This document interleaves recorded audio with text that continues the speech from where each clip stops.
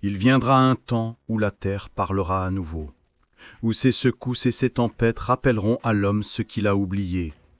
Tout est vibration. L'alcool, en apparence simple et inoffensif, agit dans l'ombre de nos fréquences. Il abaisse nos champs énergétiques. Il trouble les courants invisibles qui relient chaque être vivant. Et lorsque des milliards d'âmes s'accordent sur une même vibration basse, le tissu du monde s'affaiblit et la nature réagit. Les catastrophes que nous croyons naturelles ne sont peut-être que les échos de nos propres déséquilibres vibratoires. Et si la terre tremble, ce n'est pas par colère, mais parce qu'elle tente de nous réveiller.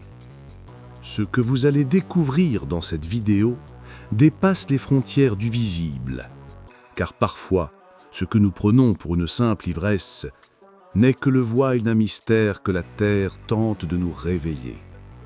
Dans cette vidéo, je vais vous révéler un secret méconnu, l'influence vibratoire de l'alcool sur la planète elle-même. Souvenez-vous, tout est vibration, tout résonne, tout répond. Le lien de la vidéo complémentaire se trouve en description. Avant d'aller plus loin, prenons un instant pour revenir sur la notion essentielle du taux vibratoire. L'aura et les chakras sont ces champs d'énergie subtils invisibles à l'œil, mais essentiels à notre nature profonde.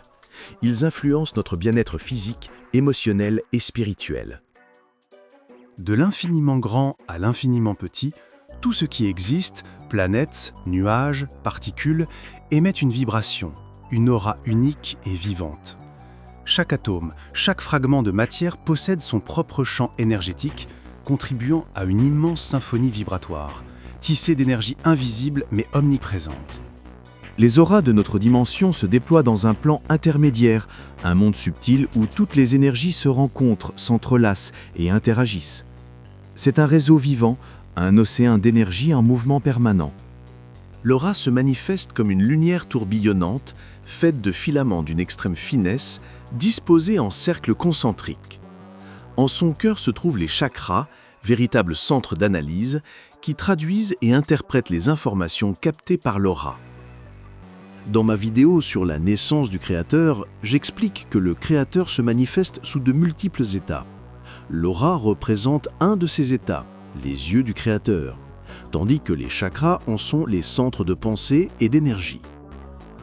Ainsi, le Créateur perçoit et comprend tout, non par des organes physiques, mais à travers la sagesse vibratoire de ces champs d'énergie. Tel un chef d'orchestre cosmique, il ajuste sans cesse la fréquence de chaque élément de la création. Cette fréquence représente le taux vibratoire de chaque être et de chaque élément, orchestré avec soin par le Créateur, qui soutient et régule la vibration de toute chose sur Terre. Cette symphonie vibratoire d'une précision infinie engendre la complexité et la beauté de l'univers. Rien à laisser au hasard. Le taux vibratoire de chaque être, de chaque chose, est réglé selon sa nature, sa fonction et le dessein du Créateur. Mais quel rôle joue l'alcool dans ce mécanisme d'une telle finesse ? Bien au-delà de ses effets physiques connus, l'alcool agit comme un perturbateur énergétique, affectant directement le taux vibratoire. Chaque être vivant, chaque élément de l'univers, possède un taux vibratoire propre. Or, l'absorption d'alcool le fait chuter, proportionnellement à la quantité consommée. Ce phénomène, souvent perçu comme personnel, dépasse en réalité l'individu. Nos auras sont interconnectées. Elles forment les rouages d'un immense engrenage vibratoire. Ainsi, la baisse du taux vibratoire d'une seule personne se propage, créant une onde de résonance qui touche l'ensemble du système. L'être humain, par ses comportements, influence alors l'équilibre des masses d'air et des éléments naturels. Cette interaction subtile entre les auras humaines et celles de la nature peut, à grande échelle, dérégler les systèmes météorologiques. Quand le taux vibratoire de l'atmosphère diminue, les anticyclones, garants de stabilité, se retirent, laissant place aux dépressions et aux perturbations. Ce désordre climatique n'est que le reflet visible d'un déséquilibre vibratoire plus profond issu des actions de l'homme. Chaque particule de la Terre, chaque atome, chaque force élémentaire vibre à une fréquence spécifique. La chute du taux vibratoire global atteint même les forces fondamentales de la physique. Gravitation, électromagnétisme, force nucléaire. Leur intensité s'affaiblit, rendant la matière plus fragile, les structures moins stables. Et la Terre, affaiblie, devient plus sensible aux tremblements de terre et aux cataclysmes naturels. Mais ce phénomène ne naît pas d'un seul verre d'alcool. Pour influencer la planète, il faut une consommation collective, massive et synchronisée. Et ce moment de l'année existe bien et bien, Noël. Chaque 24 et 25 décembre, des milliards d'êtres humains partagent un même rituel festif, souvent accompagné d'alcool. Même ceux qui ne boivent jamais font une exception. En quelques heures, une gigantesque onde vibratoire descendante se répand sur la Terre. Avant même les festivités, un premier choc vibratoire a lieu, la coupe de millions de sapins. Chaque arbre abattu prive la planète d'une vibration vivante et élève la fragilité de son réseau énergétique.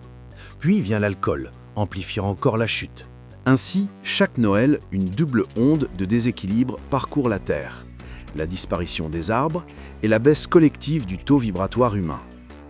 Ce phénomène ne provoque pas toujours de catastrophes immédiates, mais il crée un terrain vibratoire instable.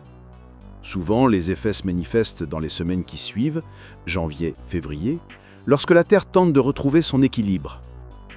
Boire sans alcool n'est donc pas une simple abstinence. C'est un acte de conscience, un geste d'amour envers la Terre.